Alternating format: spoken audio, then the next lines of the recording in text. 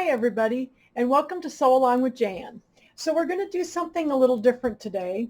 I've been getting requests for from people to do some projects on the multiple needle machines. I own a PR1055X. It's the new 10 needle machine. Maybe some of you have older 10 needles or older 6 needle machines, so the same type of thing that I'm going to do here will work for all of those machines as well. So but I've just had people ask me, well, how do I just use it for sewing? How do I just do a project on it? So I thought we'd do something fun.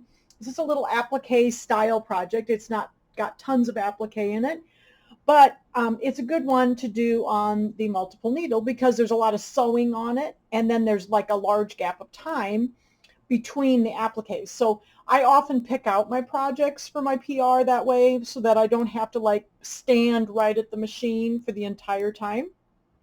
So like these are nice because they have a little bit of applique at the beginning. There's some fabric you got to put in, and then there's kind of a space of time, and then you have to finish it by putting a piece of fabric on. So this was a great one to do on the PR.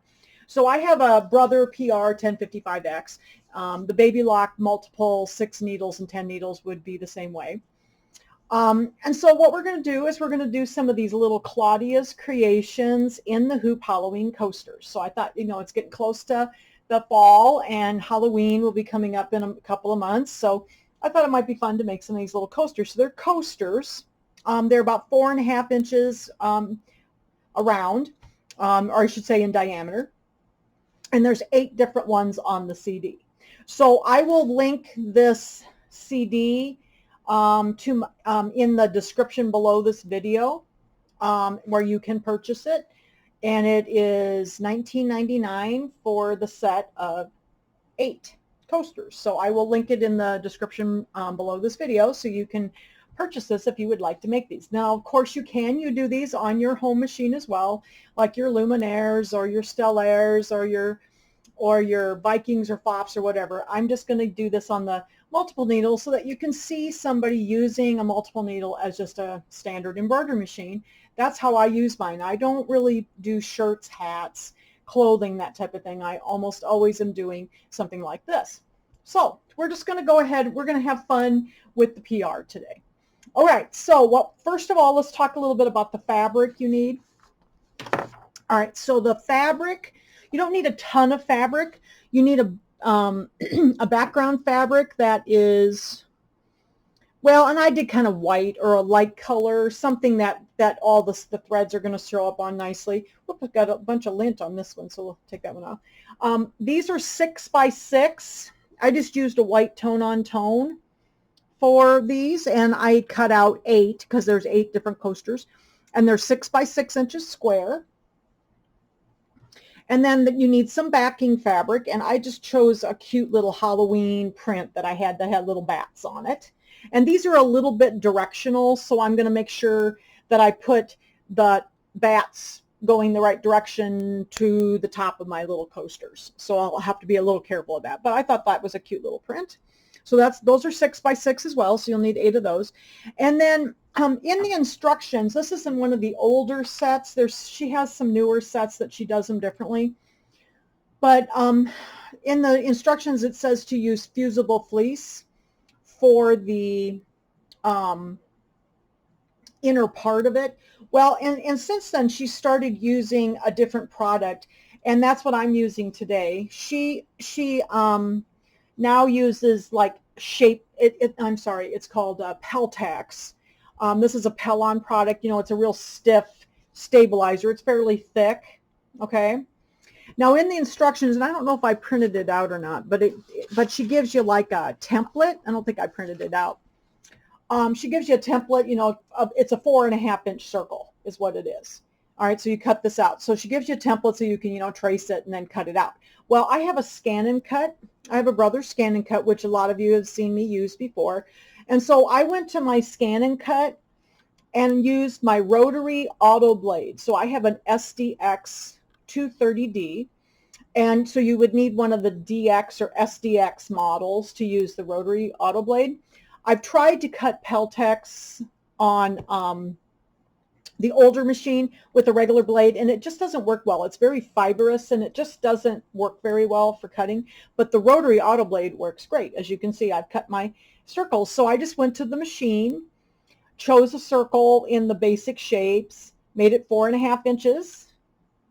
Okay. And then I just cut out my circles. So I could do 4 at a time. So I only had 2 mats full of the little Peltex circles. And so that's how I would recommend cutting the circles. If you have a scan and cut, use the rotary auto blade.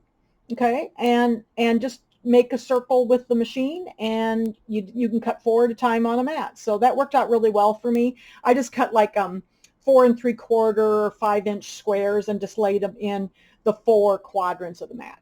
So anyway, that's how I did this. So this is Peltex. This is Pellon Peltex. I think it's 70 is the number on it. And these work really great for the inner part of your coaster. Okay, so I've got some here. I've done a few of these, so I've only got 5 left here. So I'll show you the ones that I've got done here. They're still drying. So at the end of the video, I'll show you the ones I've got done. They're still, I had to get the stabilizer off of them. Okay, so we've got our Peltex circles, 4.5 inches. We've got our 6-inch squares for the backing and the background, I should say. And then, of course, we need some threads. And I'll talk to you about the threads I'm using. All of her thread colors are in isocord. So if you have isocord, you might have these exact colors. I have Brother threads. So what I did is I just kind of looked at the colors here and the pictures of the designs and picked out my own colors. So I will tell you the colors of Brother thread that I'm using as I go, because we're going to actually do some stuff in the machine to help with the colors. So I'll just do that as we go along here. So, okay. So this is what the design, so this is the back of the page. I always keep my CDs. I get rid of the stuff like this out of my CDs, and I just put the CD, and I have a CD holder thing. So I printed these out so you could see the front and the back of the little package. And she still does stuff on CDs mostly. I mean, most of the stuff that I've seen of hers still comes on CDs. So the little package looks like this, and then there'll be a CD in there for you. Okay. And again, I'll link that in the description of this video. So if you would like to make these, they're really fun. She has a whole bunch of them. There's Thanksgiving, Christmas, Nativity. There's a winter one. She has a whole bunch of a patriotic one. There's just a whole bunch of them. So, but I just thought these were cute, and I thought we'd have some fun making Halloween things today. Okay. So the next thing I wanted to show you is that we do need, so this is the PR. The multiple needle, this is a 10 needle, and we need to use, at the end, we're going to be using matching bobbin thread in the bobbin. And the PR generally uses a pre-wound bobbin, and and you can get black pre-wound. So you can just use a black pre-wound if you want to. Okay. It will look a little different on the back. I prefer to use the matching embroidery thread in the bobbin.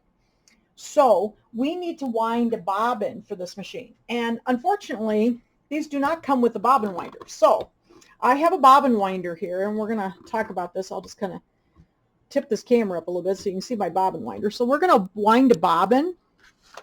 This is the bobbin winder that's available for the machine. It's not a particularly cheap item. I've had this bobbin winder though for many, many years. Actually, I got my first multiple needle machine in about the year, 2006. So I've had this bobbin winder since 2006. It's gotten a lot of use, and it's still going. We had a couple little problems. I moved recently and it got broken, so I had to fix it. And it's actually still going. It's my same bobbin winder I got in 2006. So, all right. So what you do is you put I just wanted to show you this though, because we're going to wind a bobbin. You're going to put your thread over here. It goes up to the little mast up here, and then down and crisscrosses around the little tension unit. So this is a tension unit here. I'm just going to cross it like that, and it shows a little picture right here so you can see it. Okay. Then you're going to go up through the mast on the other side here. All right. And then we're going to come down, and we're just going to wind this around the bobbin. Now these bobbins are different. Okay. So these bobbins are metal bobbins, They're the same ones that go in the Brother PR1055X. It's now the 1600. So these you can purchase for this machine.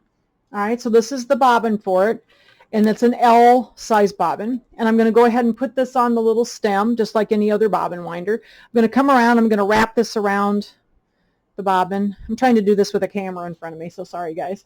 It's a little hard to reach. Okay. And then if you can see here, there's actually some little, just like on the other bobbin winders, can you see there's a little cutter right here? So I'm just going to take this up and cut it off, okay? Like that, okay? I'm going to flip the little flipper down, and then I'm going to hit the button. And these are really nice bobbin winders. So if you don't have one of these, and if you want to do some of these kind of projects, the bobbin winders run somewhere around the $200 range, just so you're aware. But obviously this one's lasted me a very long time, and I've used it on multiple machines, and it's done. So now I've got my bobbin wound for my last step of my coaster, okay? So I just wanted to show you the bobbin winder. So some of you may not have that. Now, if you're using like a Persona, or they have a new machine called the Entrepreneur One now, those machines have a bobbin winder on them, but the 6 needles and the 10 needles don't. All right, so I wanted to show you that. I thought maybe you'd like to see the bobbin winder. All right, so we got our bobbin wound for the last step, and that'll be the last step. We'll change the bobbin out. Let me move this back a little bit. Okay, so now what we're going to do is we're going to bring in, let's bring in our design, and let's talk about how we're going to set this up. So give me a second. I'm going to move the camera over here to the machine, which is in front of me. Tip this down just a little bit so you can see it. My camera's not quite tall enough. My machine's pretty tall. So hopefully you can see the whole screen here. Okay. So I have my machine, the design I want to do is this little happy haunting. It's the little witch's hat. Okay. And I have chosen the colors that I want for my design. So we're just going to bring our design up, and I've got it on my stick here. I'm going to hit my USB and my coasters, and it's in this folder. Okay. And I'm using the PES because this is my brother machine. All right, so here's Happy Haunting. We're going to do Happy Haunting. I've done these 3, and I'll show them to you here in a little bit. They're just drying over there. Okay, so here's Happy Haunting, and then we're going to hit the set button. So this looks very much like a home machine. Okay, it's going to look a lot like the Quattros, the Dream Machines, the Luminaires, the Stellaires. Okay, but when we get to this page, so this is where a lot of people struggle with their multiple needles. Okay, so this machine has 10 needles on it. And if I show you over here, you'll see all these needles are on here. Okay, so there's 10 needles. And if I kind of shoot up this way, can you see all the threads up here? Okay, so there's 10 threads on this machine and 10 needles. So this is usually where people struggle. This machine does not stop in between colors. It continues to sew unless you tell it not to. All right. And the machine, if you tell the machine what colors you're using, it helps you to thread the machine in the proper order so that the machine will sew correctly. And it also, I like the machine, let's put it this way. I like to have the colors come up on my machine in the correct colors because of having 10 pins up there. You know, it can get kind of confusing when you're trying to like see where they go and which one sews next. Okay, so I like to have the colors come up correctly. So I'm going to show you what I do with my machine when it comes to having the colors come up correctly on the screen. I used to always do this in software. So I used to always set up the colors in my PEP or my Perfect Embroidery Pro software and then send it over. In the last, maybe 4 or 5 years, Brother and Baby Lock machines read the colors a little differently because they added color charts, more color charts to the machines. So sometimes if I set the colors in my software, it still doesn't come up quite right. So this is how I've learned to handle this. And the luminaires are also the same way. If you have the color charts, and I'll show you where they are here, in the settings page, you know, the piece of paper with the corners turned down, if you have your colors, it's on the first page of my PR here, my 10 needle. I like to have it come up with the color numbers instead of the names. And then this is all the different color charts are in here. So they've added Floriani, which was great because we also sell Floriani at our store. But Madeira Poly, which I own, Madeira Rayon, you know, Sulky, there's a lot of different design or different color charts in here now. So they've added quite a few. Now I happen to use the Pace Setter Pro, which is the Brother thread. So I usually have mine set at Pace Setter Pro.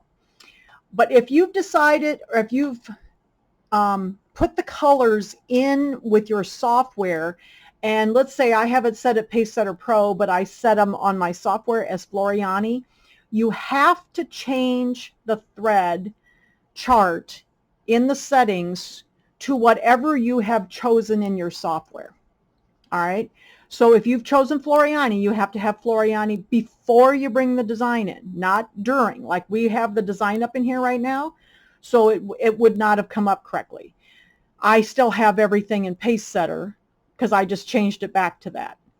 But that's what's confusing about some of the machines now, is that they change the way that the machine thinks about the colors, and it makes it a little harder, I think, on the 10 needle. So I figured out a way that works for me that is very fast and very easy to set up my colors on my 10 needle, and I just use it on the machine. I actually do this on my luminaire now as well. Instead of setting things in the software, I set things in the machine, and it's very easy. So I'm going to leave mine on Pace Setter Pro. Okay. If you have an older machine like a PR1050, a 1000, you know, one of the older 6 needles, then you can change your colors in your software. And I then always set up my machine in the same area to 1, 2, 3, and then I chose the word embroidery. And then whatever you set it in your software, it will come up with the correct color numbers. Okay. It will no longer do that unless you choose the correct chart.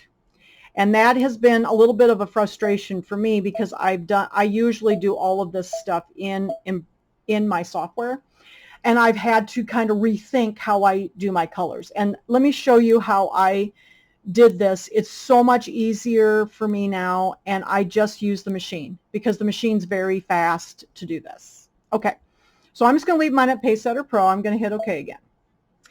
So we're on our edit screen. The next step I want to do is I want to make sure that all my colors are coming up correct in this design. All right, so I'm going to choose the little color box here. All right, so the first color, and I have my colors written in. Claudia gives you this nice little space. She tells you what color she used, and then you can write in your color number next to it, which I have done here. Okay. So my first color number is, she used what they called Aaron Green, and I used one called Kelly Green.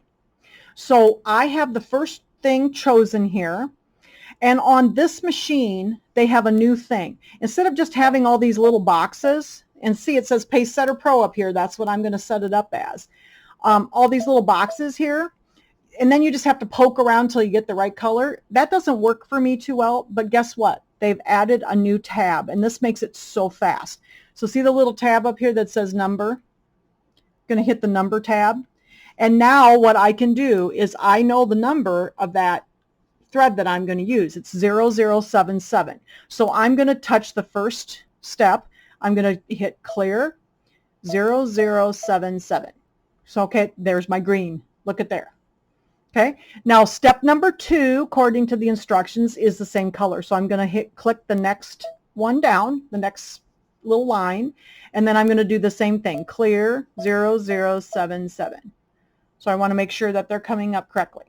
Okay, and then the third step is my is kind of a purple, so mine was called wisteria, and so I'm going to touch the third step, and you can tell where you are up here. See, it says 3 of 9.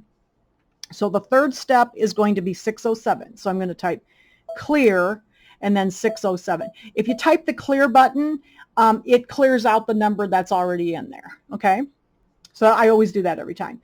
And then the fourth one is going to be angelic blue. So I'm going to click clear 0054. Okay, so there's my angelic blue. Then step number 5. So I'm just going down the row here. Step number 5 is going to be harvest gold. So I'm going to click 20, and that one's 206. So there's my harvest gold. Okay, then I'm going to do 6. And that is going to be black. So I'm going to hit clear 900. And it might have already, well, I don't think it was 900. So I think they did, no, wait a minute. They did, I think I missed one, just a second. Oh, I did.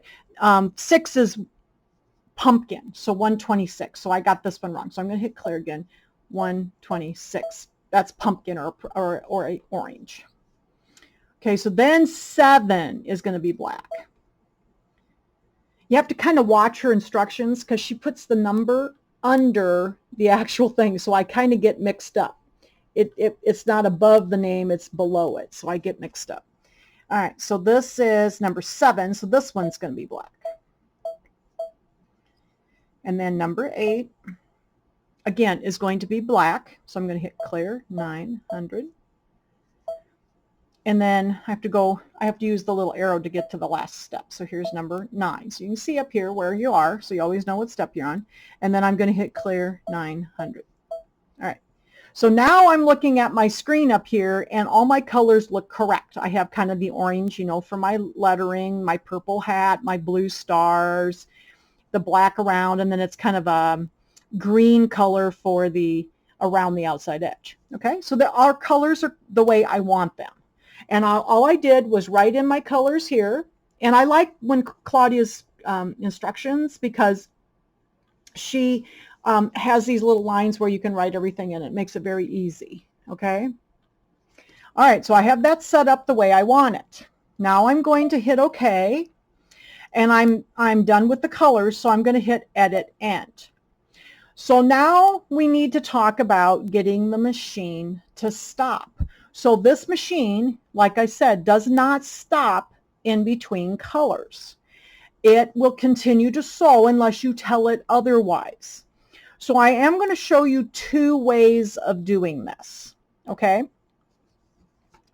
I like to use, there's a little button that you can press, and you can put in what they call a reserve stop. It's going to be a little hand that's going to come up on your screen, and then you can tell the machine to stop. So we have some places it needs to stop because we need it to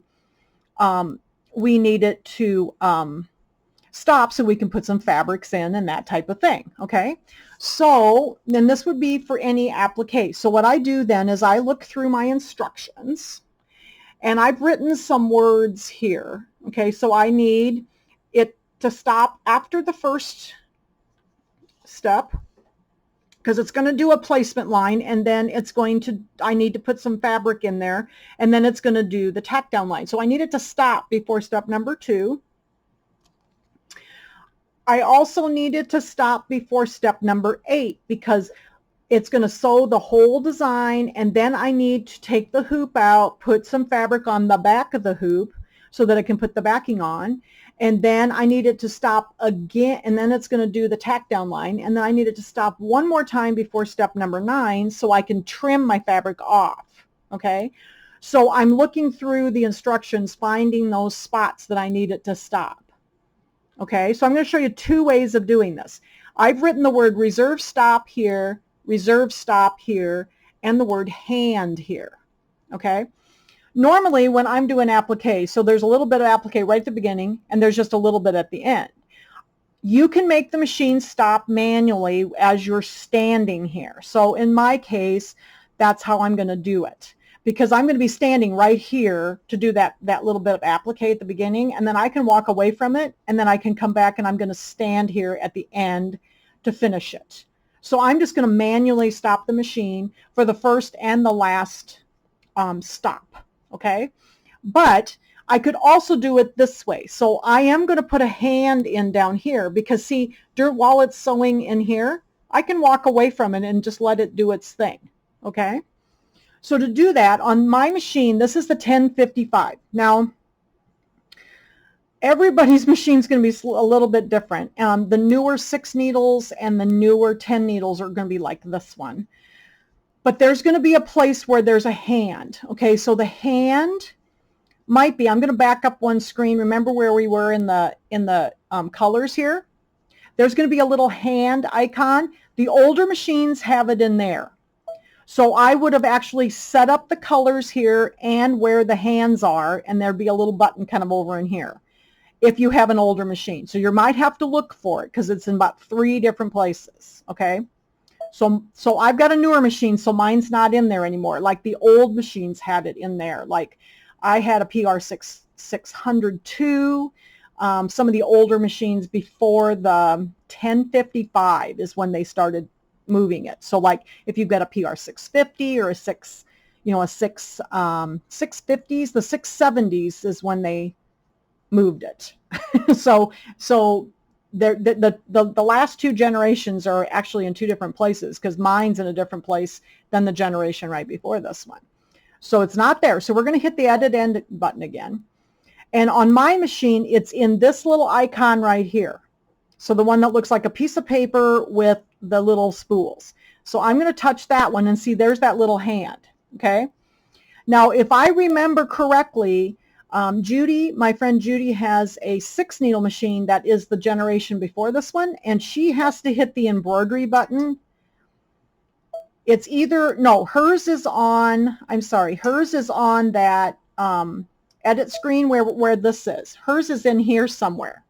So you're going to have to look for it. There's going to be a similar looking icon to this. It's going to look sort of like this, but it may be on the screen before. So make sure that you look around. If you have a 1055, it will be here, and then the current 6 needle also has it here. Okay, so it looks like spools with a piece of paper on it. So I'm going to click that, and I know. So like I said, I needed to stop before step number 2. So I'm going to touch step number 2. Now I'm going to do this manually so I can show you, but if you didn't want to do it manually and you wanted to program it in, I would then touch this hand. See, the little hand comes up over here, and that means it will stop after step number 1 before step number 2. Okay, now I'm actually just going to put one hand in because I want to show you the manual method also. So I'm going to go ahead and touch that and not leave that hand in there. I then want to say, I looked at my instructions and I wanted to stop them before step number 8, and I am actually going to put the hand there. So let's go find step number 8. It'll tell me that's 6, 7, see, it's telling me over here, and 8. Okay, I'm going to put the hand in there. All right, because then I know, because I'm going to be standing right here. I'll show you the manual method, because this is the way we did it for years. Is we often stood right by the machine while we were appliquing, but the hands have been there for quite a long time. I didn't find them for a while, and so now I just love the little hand icon because then I can just walk away. All right, and then we are also going to do the reserve stop. So like you could also program the hand in right here if you want to, but I'm going to show you the manual method and the hand method in the same design. Okay, so I'm going to use this one with the hand. I'm going to use the other one manually from the actual embroidery machine, or embroidery screen, I should say. All right, so let's hit OK.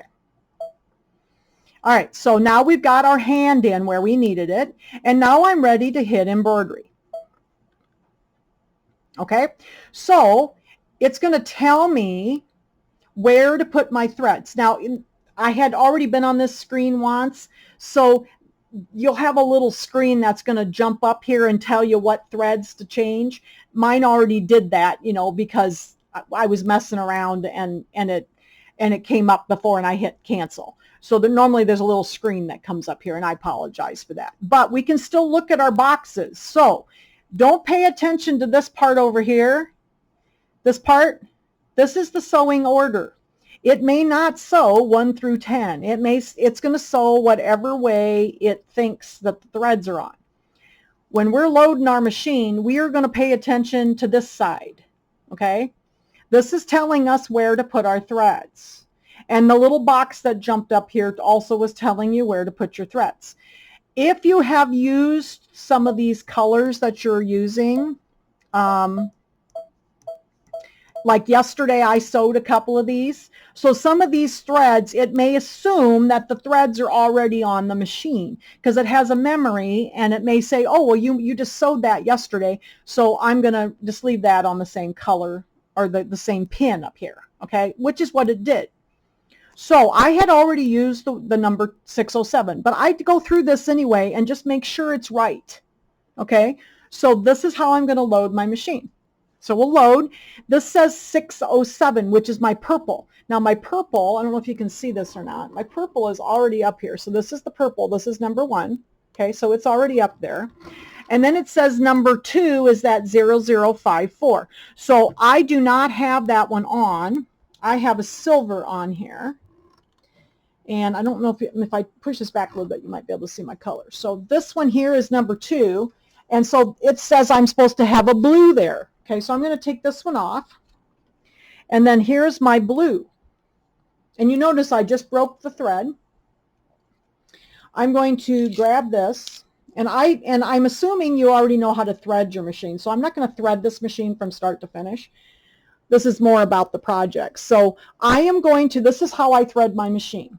I am going to take my threads. I broke it. And then I'm going to take the new one, and I'm going to put the 2 raw ends together right here, okay? And I'm just going to tie an overhand knot. And I wish I could be a little lower. Let's see if I can get a little lower here. I'm just going to tie an overhand knot with those 2 threads together, like you tie a balloon after you fill it, okay? So I'm going to tie those together, and then I am going to take my thread down here out of the eye of the needle, and that was on number 2. So I'm just going to take the thread out of number 2 here, and I'm going to pull it until I see the knot. And there's the knot, okay? And I'm just going to leave it dangle for a minute, and we're going to do all the threads. And then let's see, number 3, it says 126. So I already had that orange up there, so it's up there. And then number 4, it says 206, which was my gold. And I have a different color, so we're going to do the same thing. So let me push this back a little bit. So that one is number 4 is right here. I'm just going to take this, I'm going to break the thread. And leave yourself a good tail so that you can reach, you know, so you can reach up here. This is kind of tall. I'm going to put the 2 raw ends together again, okay?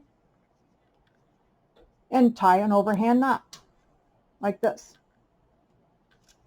And then give it a good pull so you know it's tied well. And then I'm going to reach down to the number 4 needle right here. I'm going to grab the thread out of the eye of the needle. I'm going to pull it through until the knot comes through. So there's that one. So that one's done. And then it says number 5 should be the black. Okay, and that is up there already. And then number 6 should be my green. And that also is already up there. Okay, so I had done, so it remembers if you have some other colors. Now these colors here, there's still colors on 7, 8, 9, and 10, but see, none of those colors are ones that I put in, so I know those don't apply to me at this time. Okay, so and I only had, what, 4 or 5, maybe 6 colors in my design. All right, so those are all in here. And so as you can see over here in the sewing order, it's going to start on number 6. And then it's going to go to 1, 2, and then it's going to go to 4 and 3. So this part here is the sewing order. This is how you thread your machine. And if you put your colors in, it's going to tell you the exact colors. And you can look at your instructions and say, oh, well, I know I need to have this color on here, this color, and this one says 6, this one says 5, and so on. So that's how you thread. This part is not how you thread. You thread by the boxes. Okay? So hopefully that makes sense to you. I've been doing this a really long time because I've always found that if I have the colors right on my screen, it's much easier for me to load my machine. All right. So I've got my machine oiled, and I am going to be using a couple of bobbin cases here today, and I'll talk to you about that at the end. So this is my pre-wound bobbin. My favorite pre-wound bobbins are very difficult to get right now. I love the Coates & Clark V15s.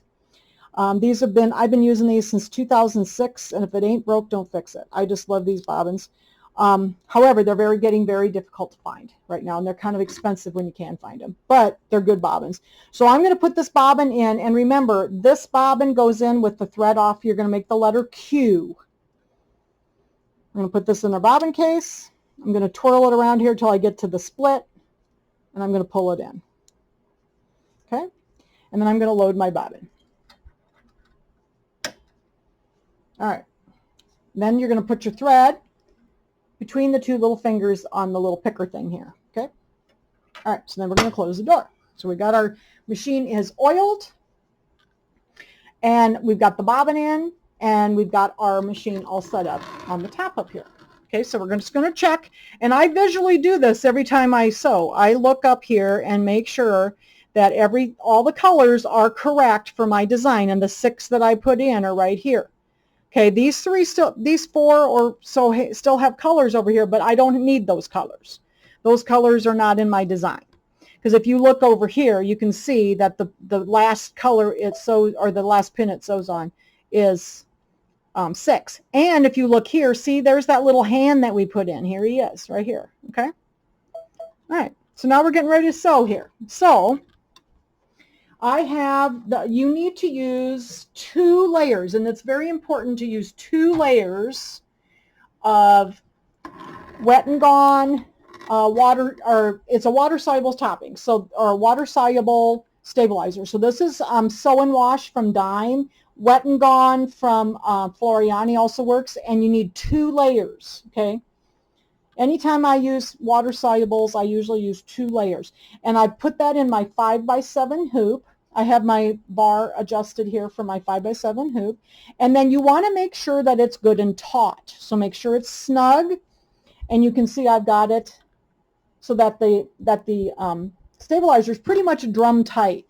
Because otherwise, if it's a little loose, things could move around on you. I'm going to slide this into my machine, make sure that it drops down on both sides like that. And we got our bobbin in there, and we're oiled. And let's see. So the next step is going to be coming back up here. Now it says that it takes about 16 minutes. Remember, in my instructions, I said that I wanted it to stop before step number 2. Well, since I'm standing right here, I just set the whole machine up. I threaded the machine. I put the bobbin in. I oiled it. I'm going to be standing right here. So this is the manual way of making the machine stop. So I just need to do a little applique stuff right after step number 1.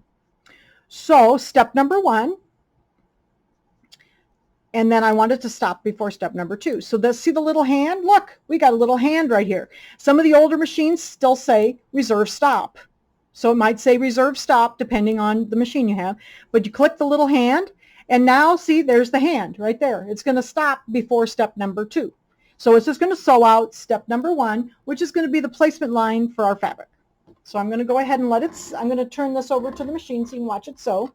I'm going to hit the lock button and the green flashing button. And it's going to start with the green, which is on pin number 6. So it's just going to sew out our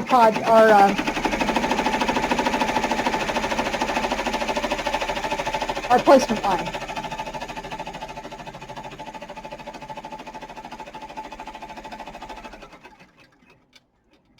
And then the machine's going to stop.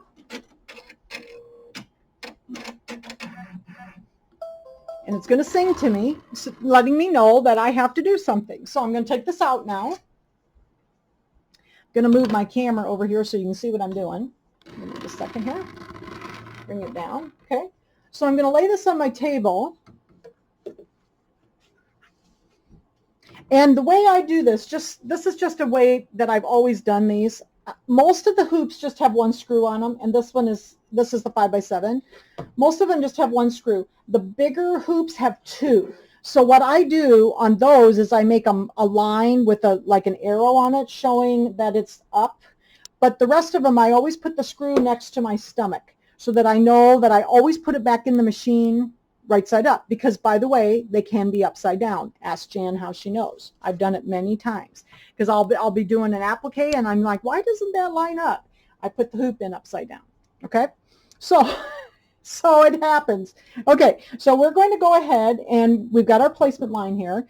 I'm going to grab my one piece of the Peltex. And this is how I've been doing this. This works real well for me. I'm going to take my fabric glue stick. Okay? I'm going to take my fabric glue stick. This is the Dritz fabric glue stick. I'm just going to go ahead and put a little bit of glue stick in the middle there just to hold this little thing down. And I'm going to carefully line it up in my circle. And I really like cutting these out with the scan and cut because it makes them very accurate then. So I'm just going to press this down, and it works better to do this on a hard surface. Okay? And then I'm going to take my background fabric. Give me just a second. I got a bunch of lint on this one. My cat likes to lay on my ironing mat, and so these were laying on the ironing mat. I'm going to make sure it's right side up. Okay. So here's my Peltex, and here's my piece of fabric. I'm going to lay it down, and there should be plenty. Okay, and then I'm going to take a little bit of my Kimberbell paper tape and just tape this down on the sides just to kind of hold everything together. I'm just going to put a couple pieces on. That's fine. Kind of pull it a little bit so that it's nice and taut. Okay, like that. And then I'm going to go ahead and put this back in the machine. So let me bring this over to the machine so you can see me do this.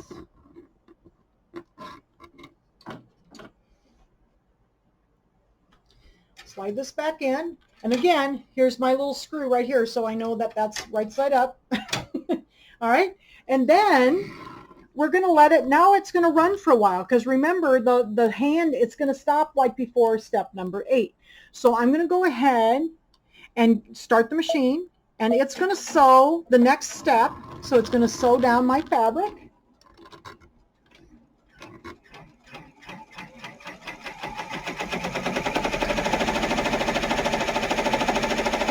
So it's going to sew down that fabric. Looks like it's nice and straight. And then it's going to continue on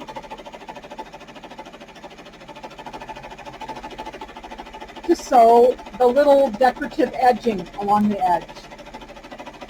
And then it will sew all the design in the middle, and then it will stop so that we can do the next step. So I'm just going to let you watch it sew for a minute. You won't be able to see it too well because it's going to be in there. But see, it's going to start doing that decorative edging now. And it's still going to be green. Okay. So this is step number 3, or no, I'm sorry, this is step number 2 still. So it does the tack down and the decorative edging.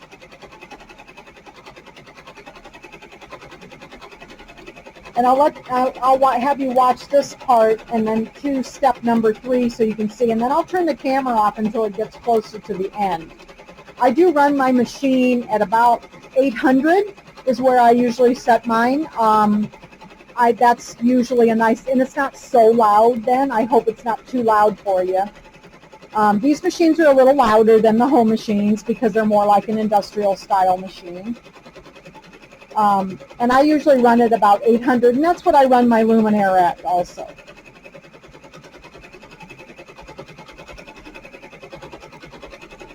All right, so it's doing the decorative edging. And so what it's going to do is it's going to continue to sew, and I told it to stop before step number, I believe, step number 8. So it's just going to sew along until it's ready. It's ready for me to do something. All right, so there's our decorative edging. Went all the way around the circle. It's going to go on and switch over to, this is actually going to be pin number 1 because it's going to do the purple of the hat. All right. So it's just going to continue on like this until it gets to my hand before step number 8. So So I'll go ahead and pause the camera while this stitches out. You don't need to see the whole thing stitch out, but I'll bring it on, so turn it back on again when it gets close to the end.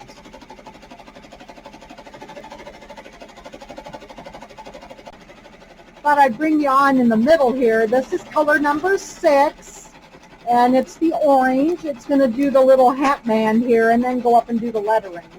So you can kind of see how it's done. So it's done the other colors, has the little hat done and the little stars, and then it will soon be doing the lettering at the top. So I'll bring you back when it gets close to stopping at color number 8. Okay, so we have finished the little design here, as you can see, and the machine stopped because remember we put the hand before step number 8. So it has stopped, and at this point in the instructions we need to put on the backing, and then it's going to do a runaround. You know, it's going to do a tack down stitch to put our backing on, and then we're going to trim.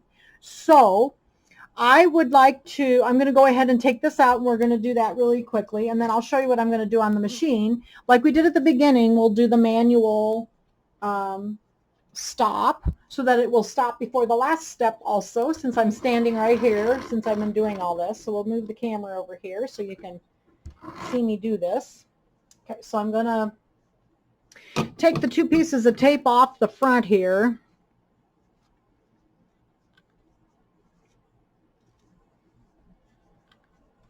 And we're going to flip this over to the back, and we're going to put the backing on the back, and the back of the hoop, I should say. I'm just going to get some, I like to trim the little ends. If there's a bunch of little ends sticking up, it just gets it out of the way so that it won't stick out on the edges. And I'm going to go ahead, okay, so this is the top, and now my fabric is a little directional here, so my little bats, so I want them to fly, you know, upwards. So I'm going to take my fabric glue stick again, Dritz fabric glue stick. I'm going to go around the outside edge there, and then I'm going to put my backing on here. And I'll probably stick just those couple little pieces of tape on the edges just to make sure that it stays on. I always put a little glue with my backing because I have a little trouble with the tape sometimes. It'll still flip a corner over on me. So we are going to be very careful when we put this back on the machine so that we don't flip the corner over. So I'm going to flip this back over, and then I like to just press it down from the top to make sure everything's good and stuck down. Okay. So then let's go back over here to the machine. Okay. And the first thing we're going to do, let me push this over just a little bit.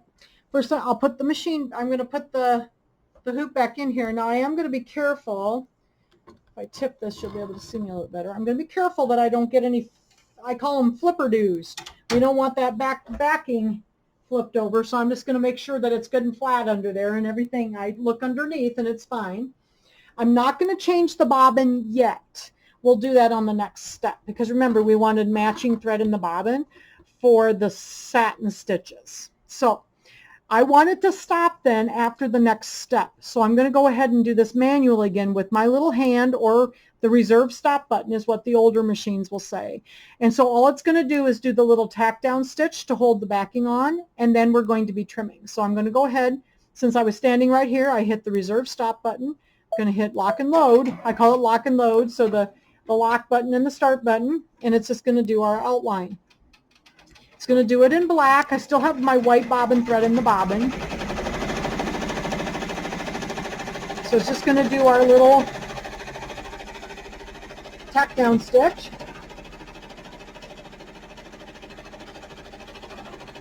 I think it goes around it twice.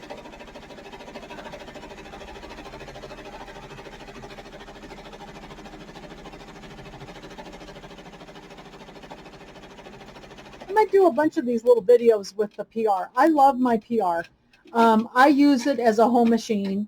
I think I'm going to do some quilting with it, because I've had a lot of people asking questions because they have one and they're a little afraid of using it, or they're not accustomed to using it over their home machine.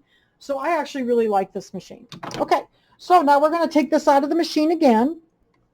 And remember, I put it in with this towards me so that I knew it was right side up. Hopefully I got my other, my backing, got a little jump clip here. We'll get that out of here while I'm seeing it. All right, so I like to turn this over to the back and trim the backing first, because otherwise I forget to trim the backing. So I always do the backing first.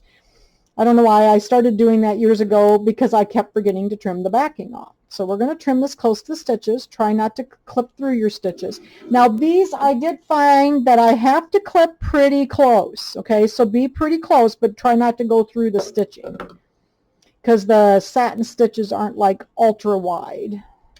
So we're just going to trim the backing off here. Whoop. I'm not used to doing videos with the camera standing up. It's kind of different.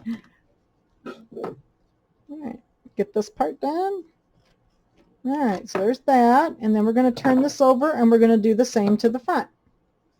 And hopefully I put my fabric on right side up. I think I did. This is so hard, this fabric. Now the white, you really have to kind of watch to make sure you're getting pretty close. You don't want your little white pokies to stick out from around your black outlines. I just thought these were cute. So I saw them and I thought, oh my gosh, let's try something fun for Halloween. I don't do much for Halloween, and I actually like Halloween stuff. So this, I thought, and this was something different. I haven't done too many of Claudia's things. I've done one or two of her quilts, and they are bigger projects, but she does have 2 or 3 really cute little CDs of these smaller projects. So, all right, so there is, and there's some more little jump clips that I'll have to go in between my stars here, so I'll go get those later. But then we're all trimmed on the top and the bottom, and now we're ready to do the satin stitching. So before we do that, let's go back over here to the machine. Okay. Now we're going to change the bobbin. So remember, I told you I do have a separate bobbin case that I had set a little looser for my embroidery bobbin thread. The new machines come with Magna Glide bobbins, and I'll show you what those look like because I have some in here. Okay, so the new machines are being shipped with these Magna Glide bobbins, and this bobbin thread is kind of thin, so the bobbin cases are a little on the tight side, and so mine likes, it's a little tight for the embroidery thread. This is number 60 thread, the embroidery bobbin thread, and then the embroidery thread is number 40. So mine just was kind of tight, and I had this other bobbin case. I bought a different bobbin case that I have set for embroidery thread because I do a fair amount of lace, and so I had this set. Years ago. I've had this bobbin case for a long time, and I only use it with embroidery thread in the bobbin. Okay, so I have my black embroidery thread that we wound a little while ago on my bobbin winder. I'm going to put it into my little special bobbin case that I use for my embroidery thread. Okay, and then we'll put this back in. So now I've got my bobbin. Oops, it's not going in though. It's being cantankerous. There we go. Okay. Then I'm going to put that over the little bar there. And so I took out the white bobbin thread. And you could use black bobbin thread if you wanted to. Since it is black, there's usually black and white. And like Coats has the black bobbin thread. And so does Magna Glide. But it does look a little different. It's not as pretty as this. And this is a little thicker. So I like to use the matching thread in the bobbin when I'm doing this kind of thing because I want the edges to look really pretty. Okay, so now we can go ahead and put this back on. And again, I'm making sure that I have this towards me so I know it's right side up. All right, and then the last step is going to be the satin stitching. And it's going to go around this about 4 times, so I'll probably change the or have the video stop for during this because it takes a little while because it still says it has 11 minutes yet. It takes a little while. I think it goes around about 4 times, has some overlay, or some underlay zigzag stitches and stuff. So it does take a little while. All right, so here we're ready for our last step, which is going to be the satin stitching. Now this water soluble then, let it get started so you can see it start. The water soluble stabilizer then, we will trim it real close to the stitching, and then I always just use my finger in warm water and just kind of paint it off around the outside edge, because I don't want this whole thing to get wet. But now it's doing some underlay of the satin stitches, and then it will do a nice thick satin stitch around the edge for our coaster. So I'll come back when it gets a little closer to being done to show you how to finish it up.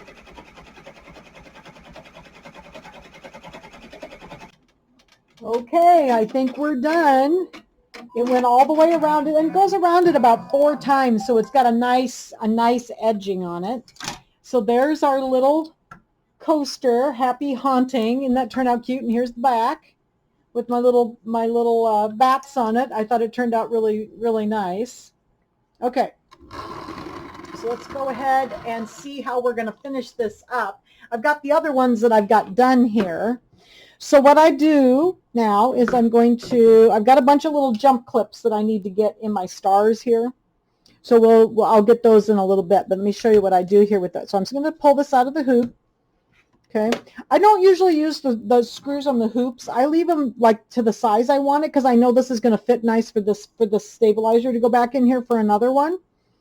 So I don't usually use the screw. I just push my fingers up from the underneath and pop it out. Okay, all right. So here's our coaster, and I'm just going to take my scissors and I'm going to try to trim pretty close to the edge. Don't trim into your stitches. I'm just going to trim all the way around and leave maybe about 1/8 of an inch or so. I'm always careful that I don't trim into my satin stitches. I want to make sure I don't cut in there. So we're just going to cut around this.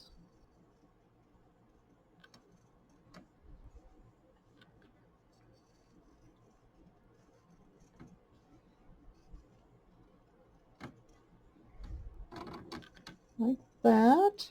And then what I'll do then is I'm going to go, there's just a little bit here. So then what I'm going to do is I'm going to take this to my kitchen sink, and I'm going to run some warm water, and then I'm just going to put the water on my finger and then just go along the edge until that little bit melts. The trick with this stuff is if it gets wet, it's going to get real stiff, and you could do that if you wanted to. You don't really need the stiffness, but if you get that stuff really wet, it's going to get it kind of sticky also. So I'm always careful. I just kind of paint the edge all the way around like this with my finger, and then I let it dry. So here's some of the ones that I've already done, and I just went to the kitchen sink, and so here's some of the ones that I've already done, and see it, there's no, it's not sticky or anything. I've got one of my little ends sticking out over here.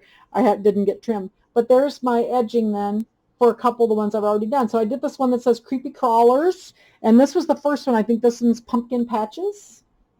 Okay. And this one says Ghosts and Goblins. So I've got 3 of them done already. So here's the 4th one. And I think there's only 8. So I thought I'd sew a few more of these today. But hopefully this helped you to use your PR. If you have a multiple needle machine, and if you're a little nervous about using it, I just love to use it for little projects like this. This is kind of one of my favorite machine to sew at. And, you know, I don't use it that all the time, but I do like to stand here and sew stuff like this, because then I can walk away while this part sews. As you saw, it just kind of sewed for a little while, and then you come back and it's all ready to do the rest of the applique.